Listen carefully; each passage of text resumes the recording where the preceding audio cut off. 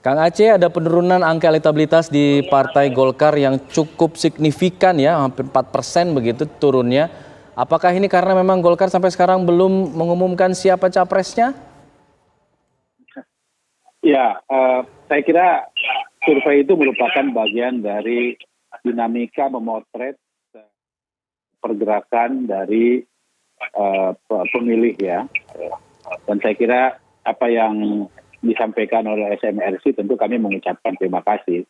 Karena ini bagian dari data yang bisa kami gunakan untuk bagaimana kita harus melakukan langkah-langkah politik termasuk mendorong partai akan lebih luar biasa gitu ya, bekerja menaikkan elektabilitas. Walaupun tentu dalam versi yang lain dari survei yang dilakukan oleh misalnya lembaga survei Indonesia yang sebulan setengah yang lalu mengumumkan dan menempatkan Partai Golkar tetap menjadi partai nomor 2 ya, yang waktu itu kita menempatkan diri menjadi 11,7%. Jadi tentu bagi kami, walaupun tentu kami juga mempertanyakan apakah ada kejadian yang luar biasa sehingga menjadikan partai seperti Partai Golkar harus mengalami penurunan yang begitu sangat tajam gitu ya. Baik. Dibandingkan dengan survei-survei sebelumnya atau survei-survei lembaga lain yang menempatkan Partai Golkar menjadi nomor 2. Tapi apapun, yang terpenting buat kami adalah bahwa dari survei SMRC ini akan melecut bagi kita Partai Golkar untuk terus bekerja keras agar Partai Golkar dapat meningkatkan elektabilitasnya. Pertama itu. Yang kedua, kita harus tempatkan bahwa survei partai politik itu harus diasumsikan ini adalah sistem pemilihan proporsional tertutup. Orang memilih partai. Kekuatan Partai Golkar adalah pada kekuatan juga para calon anggota legislatif. Kita punya pengalaman dalam berbagai survei sebelum pemilu, ya banyak yang skeptik terhadap Partai Golkar gitu.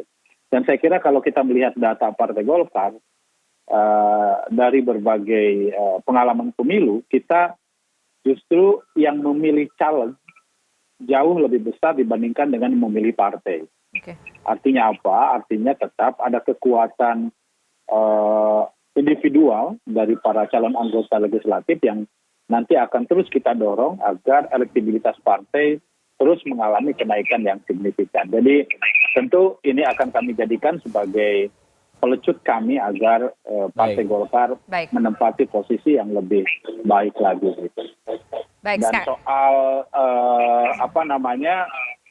apakah ini juga disebabkan karena belum diumumkannya capres? Saya kira tidak juga ya. Karena apa? Karena partai-partai yang lain yang mengalami kenaikan pun juga belum mendeklarasikan siapa capresnya. Dan saya kira hingga saat ini hanya satu partai yang baru secara resmi mendeklarasikan dan itu belum terpotret oleh hasil survei SMRC apakah membawa efek elektoral bagi partainya tersebut gitu.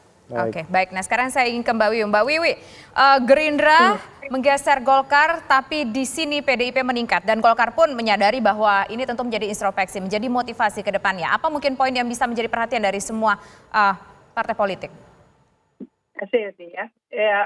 Biasanya dinamika partai atau fluktuasi naik turunnya perolehan ya dalam pemilu legislatif itu banyak faktor yang mempengaruhi.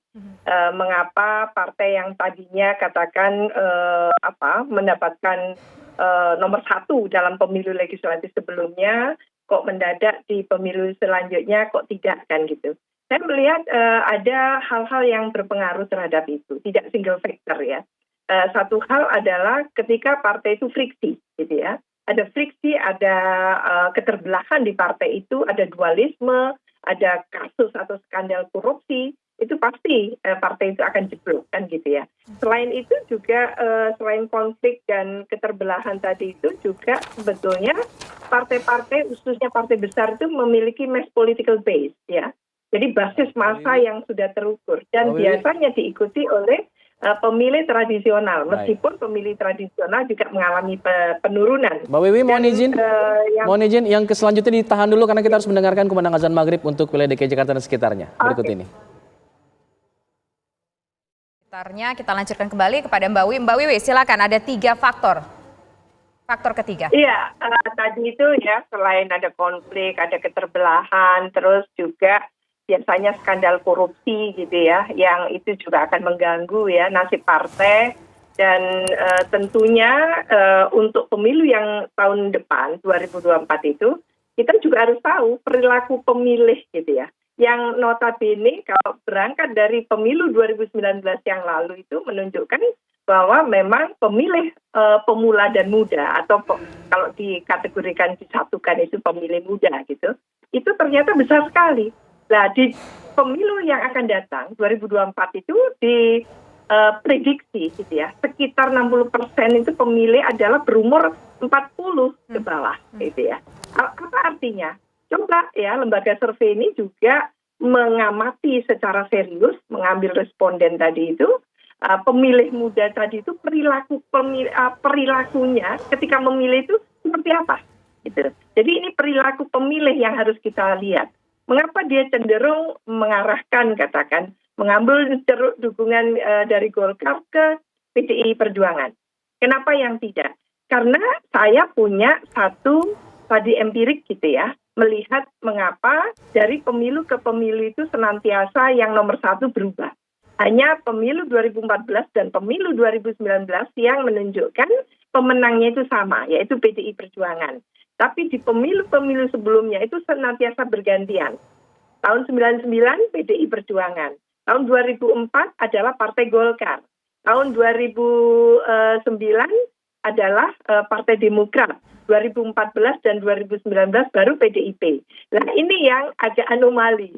Itu yang kita ingin tahu apakah karena pemilunya serentak sehingga ada kotel efek. Kalau ada kotel efek kenapa dampaknya kok kecil, nggak terlalu signifikan naiknya PDIP kemarin itu kan gitu ya. Tidak terlalu signifikan banget gitu ya. Mestinya bisa melampaui suaranya Pak Jokowi mendapatkan 70-an% kan katakan itu. Kan tidak terjadi kan gitu. Nah ini antara lain yang menurut saya menarik ya untuk melihat dan lalu itu mengambil survei yang betul-betul ini ya representatif gitu. Karena melihat kecenderungan perilaku pemilih itu akan seperti apa. Baik, nanti itu akan kemudian dikonfirmasi oleh SMRC apakah perilaku pemilih ini terungkap dalam survei kemarin, nanti dijawabnya selepas jeda ya Mas Denny ya. Kami jeda dulu, kami kembali sesaat lagi.